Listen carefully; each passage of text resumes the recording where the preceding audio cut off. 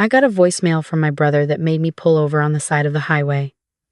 His voice was calm, almost bored, like he was ordering takeout. Lisa, I dropped Noah off at your place. Megan and I are heading to Ethan's lacrosse tournament in Charlotte. We'll be back whenever. He's got a bag with some clothes. Anyway, bye. I sat there gripping the steering wheel, my knuckles white. Noah was 7 years old. He was sitting on my front porch, alone, in October, with nothing but a Spider-Man backpack and a juice box. I was 40 minutes away. I floored it home, breaking every speed limit, praying that my neighbors would notice him before anything happened. When I pulled into my driveway, there he was, sitting cross-legged on the welcome mat, quietly humming to himself. He wasn't crying, and somehow that made it worse. He looked up at me and smiled like this was completely normal, like being dumped on someone's doorstep was just another Tuesday. That was the moment I realized my brother had crossed a line he could never walk back from. I'm Lisa, 38, and I teach 3rd grade at Riverside Elementary in a quiet suburb outside of Richmond, Virginia. I've been a teacher for 15 years, and I like to think I'm pretty good at it, though my students love to remind me that my handwriting on the whiteboard looks like a doctor's prescription. My husband, Jack, runs a small landscaping business. We have a daughter named Sophie, who's 10 and already thinks she's smarter than both of us combined. She's probably right. Our life was simple, predictable, and full of the kind of ordinary happiness that you don't appreciate until someone threatens to take it away. My older brother, Daniel, was a different story. He married Megan right out of college, and together, they built what looked like the perfect life from the outside.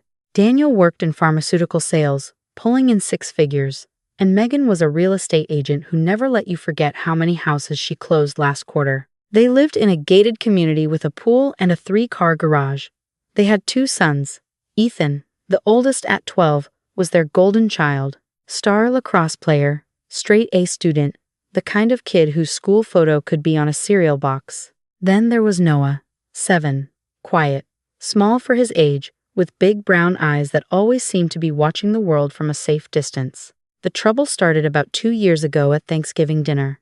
We were all at my parents' house. Mom had made her famous sweet potato casserole, and everyone was in a good mood until Megan opened her mouth. We're thinking about getting Noah tested, she announced between bites of turkey, like she was mentioning the weather. Tested for what? My mom asked. Well, he's just not where he should be. Ethan was reading chapter books at his age. Noah can barely get through a picture book without losing focus. And he doesn't have any friends at school. His teacher says he's always off in his own world. My dad set down his fork. He's 7, Megan. Some kids take longer to warm up. Daniel jumped in, backing his wife without hesitation. Dad, we've done our research. We've been watching these parenting podcasts, and they talk about early signs of developmental delays. Noah checks a lot of the boxes. Podcasts, my mom repeated, her voice flat. You're diagnosing your son based on podcasts. They're hosted by experts, Megan said defensively. One of them has a PhD. A PhD in what? I asked. Megan didn't answer. She just gave me that tight little smile she always gave when she thought someone was beneath her intelligence. Daniel put his arm around her like I'd just insulted her personally. You teach elementary school, Lisa. No offense, but you're not exactly qualified to weigh in on child development. I bit my tongue so hard I tasted copper. I'd spent 15 years watching kids grow and develop at wildly different rates. I knew what a struggling child looked like, and Noah wasn't it. He was quiet, yes. Shy, sure. But there was nothing wrong with that boy. He just wasn't Ethan, and apparently, that was a crime in their house. Over the next few months, it got worse. Every time we saw them, Daniel and Megan had a new theory about Noah. He didn't make eye contact with adults. He was too sensitive. He cried too easily. He wouldn't participate in team sports. Each observation was delivered like evidence in a court case, building toward a verdict they had already decided on. What they never mentioned was that Noah drew constantly. He filled sketchbooks with detailed drawings of birds and trees and buildings. He would sit at my piano when he visited and pick out melodies by ear, little tunes that sounded like real songs. He once sat in my classroom after school and organized my entire bookshelf by color, size, and genre without being asked, just because he thought it looked messy. This was not a child with a problem. This was a child who was different from his brother, and his parents couldn't handle it. By spring, the favoritism was impossible to ignore. At Ethan's birthday party, which was basically a catered event with a bounce house and a DJ, Megan spent the entire afternoon showing off Ethan's lacrosse trophies to other parents. Noah sat alone at a picnic table, drawing on a napkin. I walked over and sat next to him. "What you drawing, buddy?" He showed me a sketch of a bird on a telephone wire. It was remarkably detailed for a 7-year-old. "That's beautiful, Noah." He shrugged. "Mom says drawing is a waste of time." My heart cracked. "Your mom is wrong," I said quietly. He looked up at me with those big brown eyes, and for a second, I saw something flicker across his face. Hope, maybe. Or surprise that an adult had taken his side. Daniel appeared behind us. "Noah, stop bothering Aunt Lisa and go play with the other kids." "He's not bothering me," I said. "He doesn't need to be sitting here alone like a weirdo. Go play, Noah." Daniel's voice was sharp, impatient, the voice of a man who saw his younger son as an inconvenience. Noah slid off the bench without a word and walked toward the bounce house. But he didn't go in. He just stood near it, watching the other kids, holding his napkin drawing against his chest. That summer, Daniel and Megan started leaving Noah with us regularly. At first, it was a Saturday here, a Sunday there. "We've got Ethan's tournament, Megan's showing a house, and I've got a client dinner. Ethan's lacrosse camp needs parent volunteers." The excuses always revolved around Ethan. Always. Noah was never part of the equation. He was the leftover, the afterthought, the kid who got dropped off with a backpack and picked up 12 hours later, without so much as a phone call in between. What surprised me was how easily Noah adapted. He never complained. He never asked why his parents kept leaving him. He just quietly integrated into our family, playing with Sophie, helping Jack in the garden, sitting at the piano for hours. The first time I heard him play a full song, I nearly dropped the dish I was washing. It was Claire de Lune by Debussy. He had heard it on a commercial and figured it out by ear. He was 7. My hands were shaking when I called Jack into the room. "How long has he been able to do this?" Jack whispered.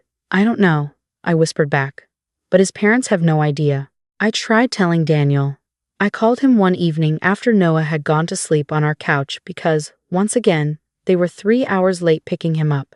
"Daniel, Noah is incredibly talented. He taught himself to play piano by ear. You should think about getting him lessons." There was a long pause.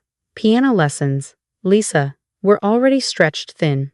With Ethan's schedule, lacrosse, SAT prep tutoring, leadership camp, we can't add another thing." "This isn't adding a thing. This is your son showing you who he is. Noah's fine. He just needs to toughen up and stop being so sensitive. The world doesn't reward quiet kids who draw pictures. Actually, it does, constantly." He hung up on me. By fall, the drop-offs became longer. A weekend turned into 4 days. 4 days turned into a week. Daniel and Megan took Ethan to Disney World for his birthday and left Noah with us for 9 days. 9 days. They didn't call once. When they finally picked him up, Noah didn't want to go. He stood behind my leg, gripping my jeans, and looked up at me with those eyes. "Do I have to?" He whispered. "Buddy, your parents are here." He nodded slowly and walked to the car like a prisoner returning to his cell. I watched them drive away and went inside and cried. Then came the voicemail. October 15th. The one that made me pull over on the highway. Noah alone on my porch. No warning, no discussion. Just dumped like unwanted furniture. When I carried him inside, he was cold. His jacket was too thin. His juice box was empty. "How long were you out here, sweetheart?" "I don't know." "A while. Daddy said you'd be home soon." I wrapped him in a blanket and made him hot chocolate and held him on the couch while Sophie put on a movie. Then I went to the bedroom, closed the door, and called my mother. "Mom, I'm done. I'm calling CPS." There was a long silence on the other end. "I know," she said finally. "I should have pushed harder. We all should have." I filed a report the next day. I described everything. The repeated abandonment, the emotional neglect, the favoritism, the 7-year-old left alone on a porch for God knows how long. The caseworker was a woman named Patricia who listened carefully, took notes, and told me she'd open an investigation. 2 weeks later, Patricia showed up at Daniel and Megan's house unannounced. I wasn't there, but my mother was, because Patricia had asked her to be available for a separate interview. What Patricia found wasn't physical abuse. The house was clean. The fridge was stocked. Noah had his own room. But when she interviewed Noah alone, he told her things that shattered me when I heard them later. He told her that his parents forgot to pick him up from school 3 times last year, and the school secretary had to call. He told her that his mom once said he was the reason she needed anxiety medication. He told her he ate dinner alone most nights because the family ate together only when Ethan was home, and Ethan was always at practice or a friend's house. He told her he wished he could live with Aunt Lisa because she listened to him. Patricia's report recommended a formal evaluation and family counseling. Daniel and Megan were furious. Daniel called me screaming. "You reported us? You reported your own brother to CPS. You left your 7-year-old son on my porch alone. Daniel, what did you think was going to happen? He was fine. You were coming home. I was 40 minutes away. He was outside in the cold, with no phone, no supervision, nothing. That's not fine. That's neglect. You've always been jealous of us," he spat. "Jealous of your big house and your perfect little Ethan. No, Daniel. I'm scared for your other son. The one you keep forgetting exists." He hung up. The investigation unfolded over the next 2 months. Daniel and Megan hired a lawyer. They cleaned up their act temporarily, showing up to Noah's school events, posting family photos on social media, playing the part of devoted parents. But Patricia was thorough. She interviewed Noah's teacher, who confirmed that Noah was frequently picked up late, that his lunch was often forgotten, and that he showed signs of emotional withdrawal. She interviewed Ethan's lacrosse coach, who mentioned casually that Daniel and Megan attended every single one of Ethan's games, but had never once attended a school event for their younger son. The evidence painted a clear picture, not of monsters, but of parents who had simply decided that one child mattered more than the other. In December, things came to a head. Daniel and Megan were ordered to attend parenting classes and family therapy. They complied on paper, but not in spirit. In therapy, Megan admitted that she found Noah difficult to connect with because he was nothing like Ethan. The therapist noted this in her report. Daniel sat with his arms crossed the entire session. Meanwhile, Noah was thriving at our house. Jack had found a used upright piano at a church sale for $200, and we put it in the living room. Noah played every single day. I enrolled him in lessons with a retired music teacher named Mrs. Chen, who lived 2 streets over. After his 3rd lesson, Mrs. Chen called me and said, "This child is extraordinary. I've been teaching for 40 years, and I've never seen anything like this. He has perfect pitch and an intuitive understanding of composition that I can't explain. He's not just talented, Lisa, he's gifted." I cried again, not from sadness this time. In January, Daniel showed up at our house unannounced. He looked tired. Megan wasn't with him. "I need to talk to you," he said. I let him in. We sat at the kitchen table while Noah practiced Chopin in the next room. Daniel listened for a moment, his face unreadable. "Who's playing?" "Your son." He was quiet for a long time. "Lisa, Megan, and I are separating." She moved back to her parents' place in Raleigh. She took Ethan. "I'm sorry," I said, and I meant it, even though I wasn't surprised. She said I ruined everything by letting CPS into our lives. She blames me. She blames you. She blames everyone except herself. He rubbed his face with both hands. "I've been a terrible father to Noah." "Yes," I said. "You have." He flinched, but he didn't argue. "I don't know how to fix it. You start by showing up. Not when it's convenient, not when he wins something.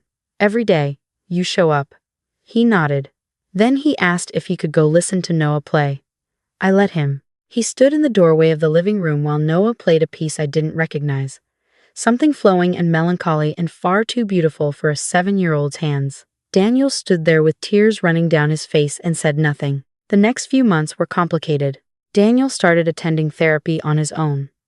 He showed up for Noah's piano recitals. He took Noah to the park on weekends. He was trying, and I'll give him credit for that. But the damage was deep, and Noah was cautious. He still called our house home. He still called me Aunt Lisa, but sometimes, when he was sleepy or distracted, he'd accidentally call me Mom. Every time it happened, it felt like a gift and a wound at the same time. In April, Noah's school held its annual talent show. Mrs. Chen had been preparing him for weeks. He was going to perform an original composition, something he had written himself. I couldn't believe it when she told me. He had been composing music in a notebook for months, drawing notes on staff paper that Mrs. Chen had given him, and he'd never told anyone except her. The night of the talent show, the auditorium was packed. Sophie sat next to me, vibrating with excitement. Jack held my hand. My parents were there, and Daniel was there, sitting in the back row by himself, looking nervous. Noah walked out onto the stage in his little button-down shirt and khakis, and he looked so small next to that grand piano. The auditorium went quiet. He adjusted the bench, placed his hands on the keys, and began to play. The piece started softly, a simple melody that felt like a question. Then it built, layer by layer, adding complexity and emotion, weaving between joy and sadness in a way that made my chest ache. It sounded like loneliness. It sounded like hope. It sounded like a child who had spent years being overlooked, finally saying, "I'm here. Do you see me now?" The auditorium was dead silent.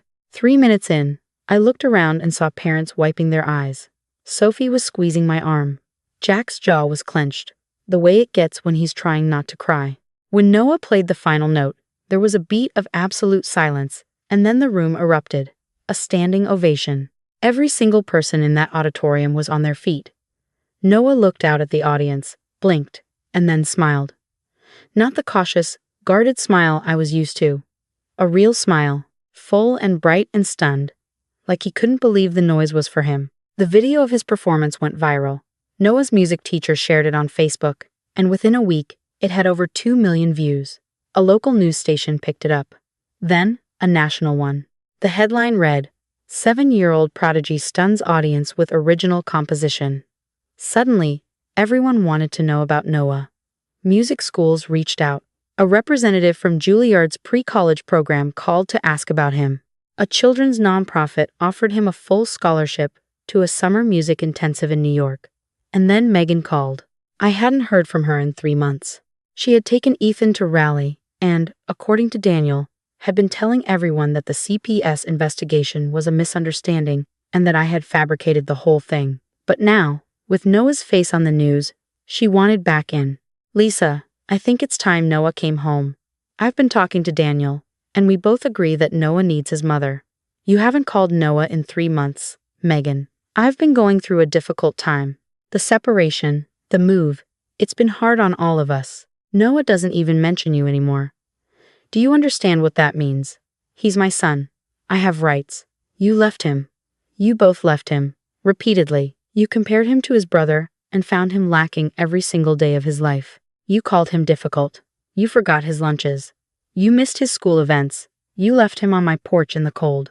And now that he's on the news, now that he's someone worth claiming, you want him back?" She started to cry, and maybe her tears were real, but I couldn't feel sorry for her. Not after everything. Daniel, to his credit, did not side with Megan. He told her that Noah was staying with us for now, that the custody arrangement was being handled through the courts, and that she needed to earn her way back, not demand it. Megan threatened to sue. She hired a lawyer. But Patricia's reports, the school records, the therapist's notes, and Noah's own words painted a picture that no lawyer could spin. The judge granted me and Jack temporary legal guardianship in June. The day after the hearing, Ethan showed up at our door with a duffel bag. He was 12, tall for his age, and looked like he hadn't slept in days. "Aunt Lisa, can I stay here for a while? Mom's been yelling at everyone since the hearing." And He didn't finish the sentence. I pulled him inside and fed him leftover lasagna while he sat at the kitchen table with his head down. "She keeps saying it's your fault. That you stole, Noah. That Dad's a pushover. I'm so tired of it. You can stay as long as you need, Ethan." He looked up at me. "Is Noah here?" "He's in the living room practicing." Ethan walked in and stood there watching his little brother play. Noah looked up and stopped. The two boys stared at each other. "That was really cool," Ethan said quietly. "The video. I watched it like 20 times.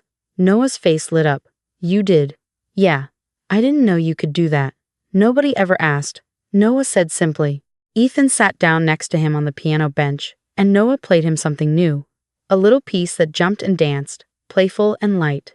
Ethan laughed. It was the first time I'd heard them connect like brothers.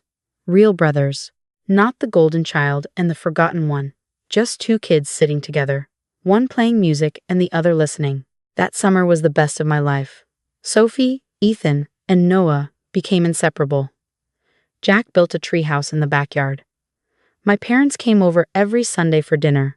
Noah went to the music intensive in New York and came back with new songs and new confidence and a smile that no longer flickered.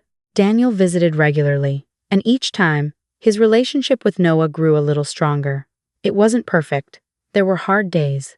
Noah still flinched when someone raised their voice. He still hoarded snacks in his backpack like he was afraid they'd disappear.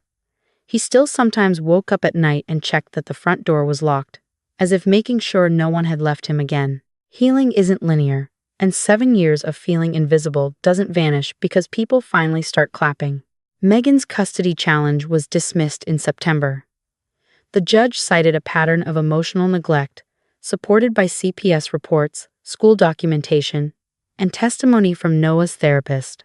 Megan was granted supervised visitation, which she attended exactly twice before moving to Florida with a new boyfriend and a new Instagram personality. She posted photos of beach sunsets with captions about healing journeys and reclaiming my peace.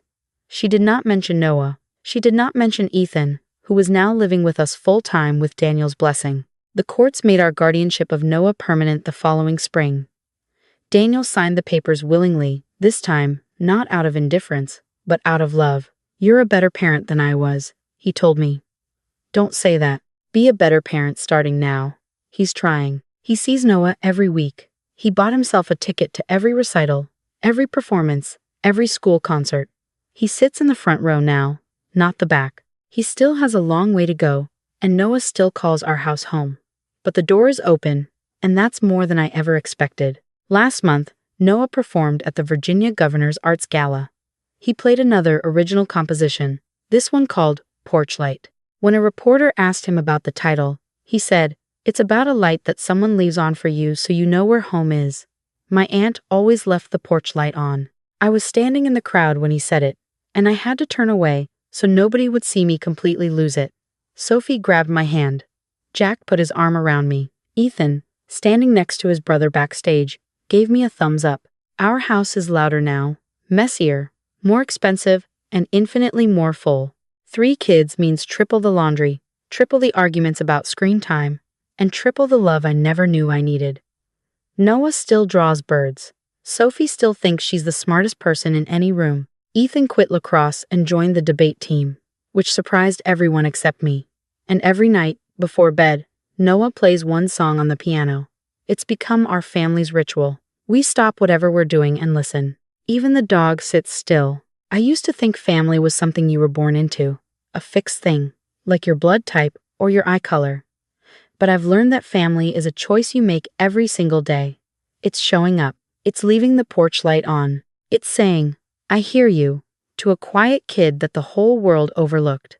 Daniel lost his marriage, his pride, and almost his sons because he couldn't see what was right in front of him. Megan lost everything because she measured her children against each other and found love only in the winner. And Noah, the little boy who sat alone on my porch with an empty juice box, turned out to be the most extraordinary person any of us had ever known. He just needed someone to listen. Thanks for watching. See you in the next video, and stay amazed.